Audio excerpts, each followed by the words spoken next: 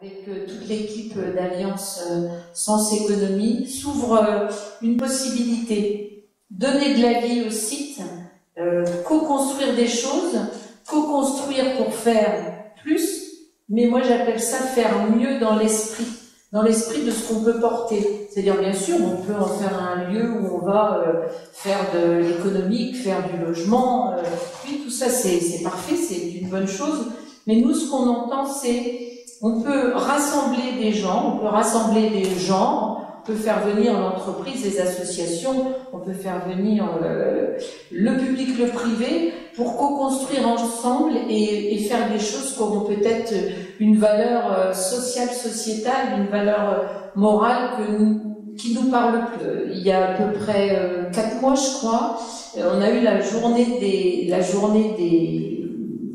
des candidats. C'était une magnifique journée. Ils ont visité le site. Quand ils ont été sur le site, ils ont pu extrapoler, travailler ensemble. Déjà, rien que quand ils se sont rencontrés, ils ont vu qu'ils avaient des choses en commun et qu'ils pouvaient s'aider, s'entraider, peut-être trouver des nouvelles idées, des nouvelles directions. C'était une journée riche en travail, riche en émotions, en simplicité. C'était vraiment une très belle journée qui nous a permis de voir quel est l'intérêt porté au site de la microville. Quelque chose qui nous a aussi fortement intéressé, c'est que quand les candidatures sont arrivées, il fallait quelque part les jauger, les juger, les analyser. Donc on s'est dit forcément, il va falloir créer un comité d'experts parce que c'est très pointu et qu'il y a des gens qui ont sait un peu la passion, le métier, l'habitude.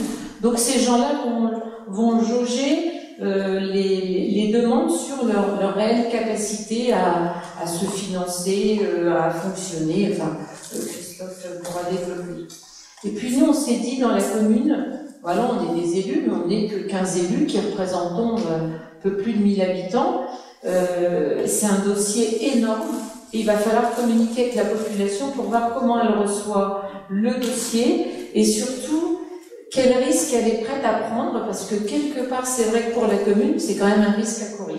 On a dit, on informe la population, donc on a fait une petite publication, on a proposé une réunion publique, et là on a été quand même étonnés des réponses. Les gens sont venus, non seulement ils sont venus écouter, ils ont eu des questions pertinentes, ils ont eu des remarques exactement à l'identique de celles qu'on s'était posées sur les risques financiers, sur les risques ou sur la façon dont ça pouvait fonctionner. Effectivement, ils sont comme nous on est élus, mais on est de simples citoyens.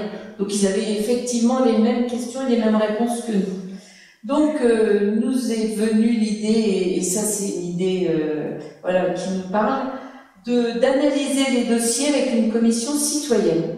Donc on a dit aux citoyens, ceux qui sont prêts, vous vous inscrivez, et quand les dossiers vont arriver, on va vous faire une grille d'analyse et vous allez analyser côté citoyen. Qu'est-ce que le citoyen comprend de ce dossier? Qu'est-ce qu'il en attend? Qu'est-ce qu'il en comprend? Qu'est-ce qui lui plaît? Qu'est-ce qui lui fait peur? Qu'est-ce qui ne lui plaît pas, qui ne lui parle pas? Et alors là, ça a été fabuleux, parce que les gens sont venus à une réunion.